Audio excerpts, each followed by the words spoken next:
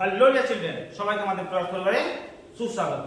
আমরা ফিরে এসেছি একটা ছোট্ট শর্ট ভিডিও নিয়ে। পরে কি আছে আমাদের এখানে আছে 37 এর 5 এর সাথে কোন ক্ষুদ্র ভগ্নাংশ যোগ করলে একটি পূর্ণ সংখ্যা পাওয়া যায়। আছে কি আমাদের এটা 37 এর 5 কি ধরনের ভগ্নাংশ? অপ্রকৃত ভগ্নাংশ। নিয়ে যাব মিশ্র ভগ্নাংশ। তাহলে 5 7 35 আর 2 এ 37। এই তো এই হয়ে গেছে আমাদের একটা মিশ্র ভগ্নাংশ। দেখো দুটো পার্টে ভেঙে দাও। এটা হলো আমাদের পূর্ণ, এটা হলো আমাদের ভগ্নাংশ, তাই না? এই দুটো পার্টকে আমরা কি করব, পূর্ণটা সরিয়ে দেবো। কারণ আমাদের চেয়েছিটা কি না, ওর সাথে কোন ভগ্নাংশ, কোন ক্ষুদ্রতম ভগ্নাংশ যোগ করলে একটি পূর্ণ সংখ্যা পাওয়া যাবে। তাহলে আমাদের কি ভগ্নাংশটা কত আছে? এটা 2 এর 5।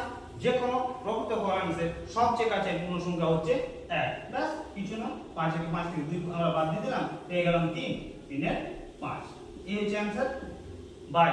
তাহলে তোমাদের বাই বলবো না, এর আগে একটু বলে দিই, তিনটে থাকবে তোমার জন্য হোমওয়ার্ক। আশা করি তোমরা এগুলো করতে পারবে। নিজে থেকে প্র্যাকটিস করে কমেন্ট বক্সে দাও। আমরা চাইবো তোমরা এগুলো নিজে থেকে করো। কেমন ভাই? Thank you.